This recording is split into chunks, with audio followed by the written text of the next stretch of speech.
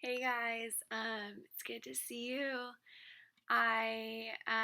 It's been weird having like a break for a whole week, but I hope that you guys have been doing well. I hope that you enjoyed your spring break. I hope that you um, were productive in catching up for their classes if there were things that needed to catch up on.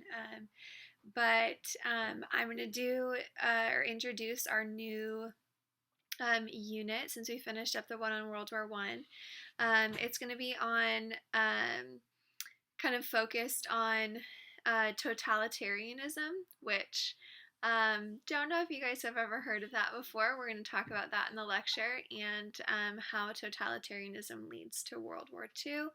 And we're going to be doing some different kind of projects and little things throughout this unit, modified and stuff. This is usually when we write our research paper, but things are looking different this year. So we're going to kind of just make it work. And here goes the lecture.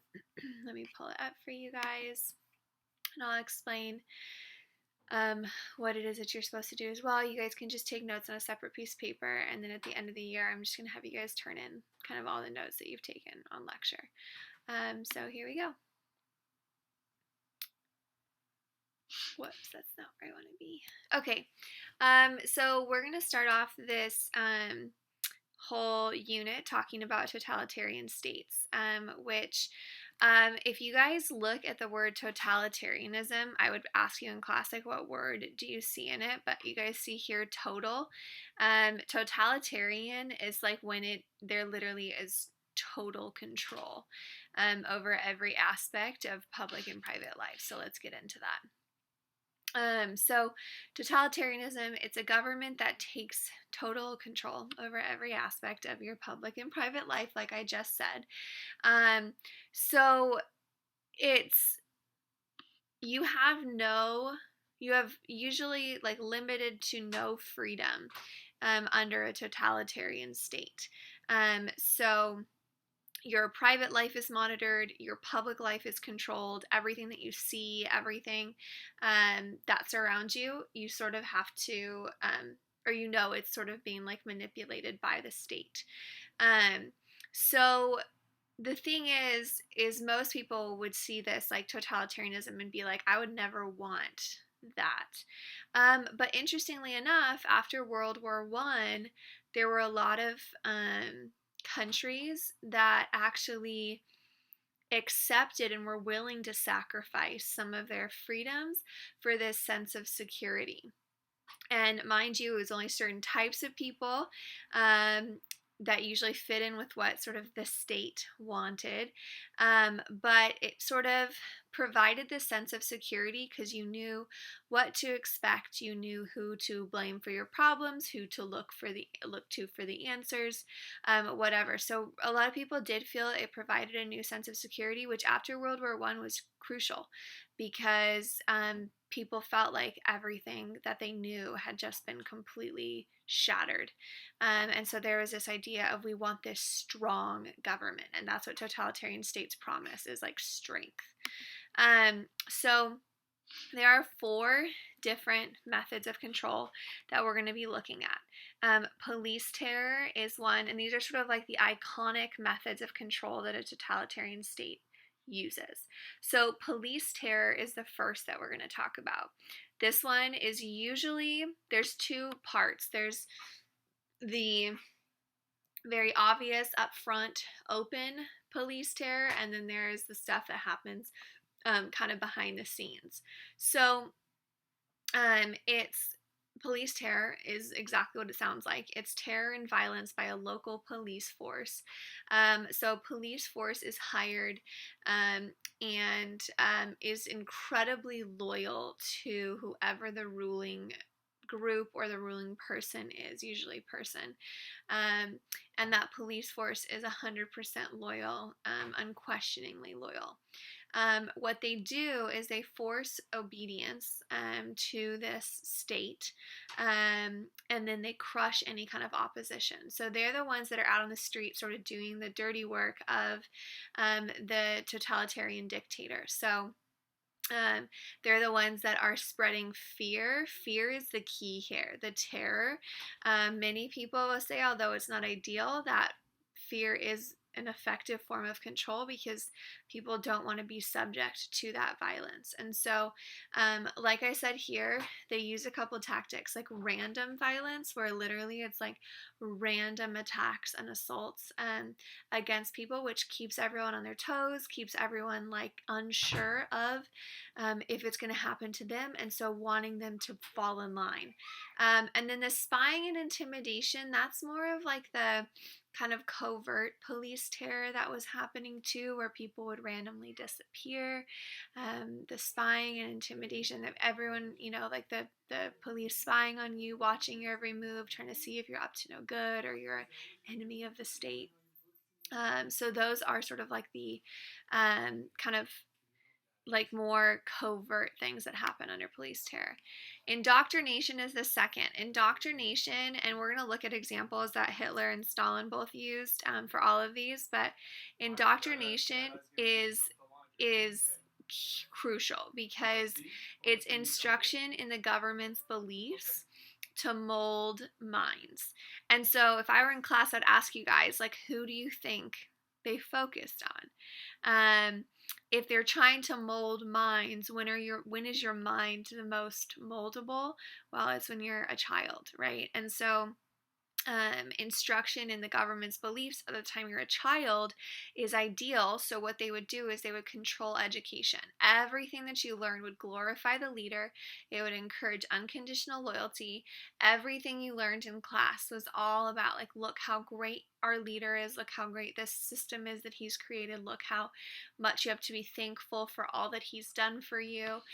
It's just molding your mind, and the goal is, if you truly teach this population while they're in school and you force this on them, by the time that they're adults, functioning members of society, they're going to be your loyal people in the government. They're going to be your loyal soldiers. They're going to be, they're like the dedicated population that are then teaching the next generation.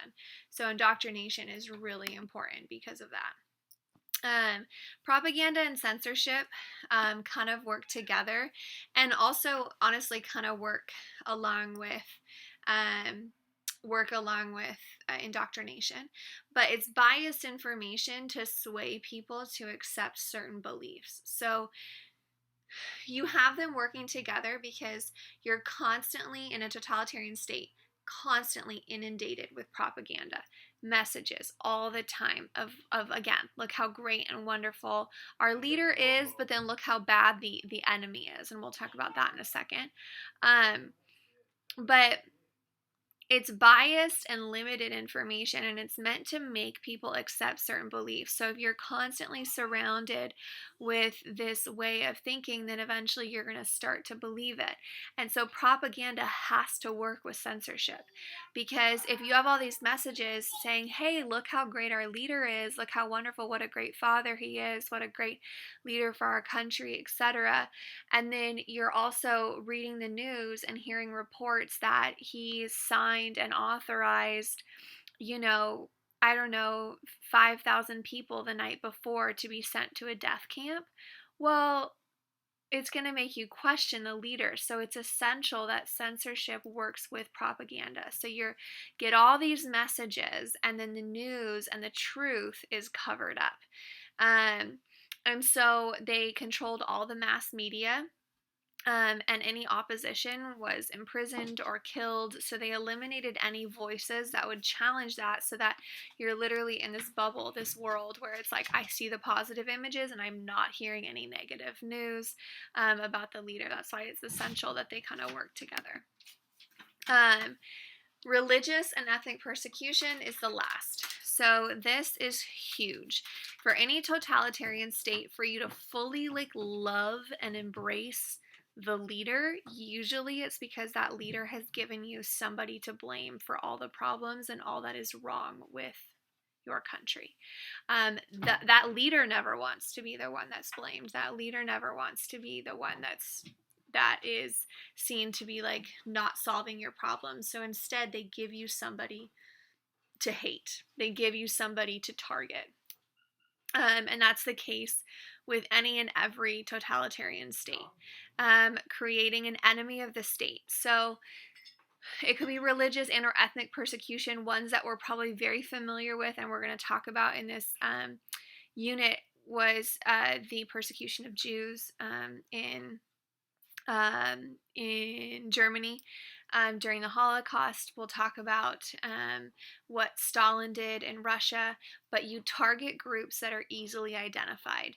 And if they're not easily identified, you make them easily identified. So that brings in this Star of David that Hitler had all Jews wear. So even if you couldn't identify them, they were forced to wear some sort of identification.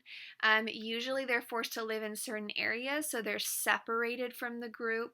And back to the propaganda, censorship, indoctrination, all the things the kids are learning, all the propaganda messages are not just glorifying the leader, they're also making this enemy of the state look terrible.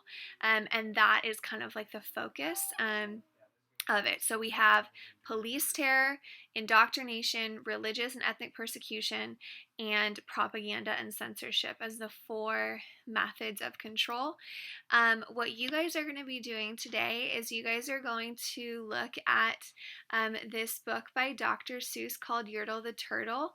You guys are going to go to a link and I'll show you where that is in a second, but a really interesting thing is Dr. Seuss. You probably know him as like writing children's books, but he actually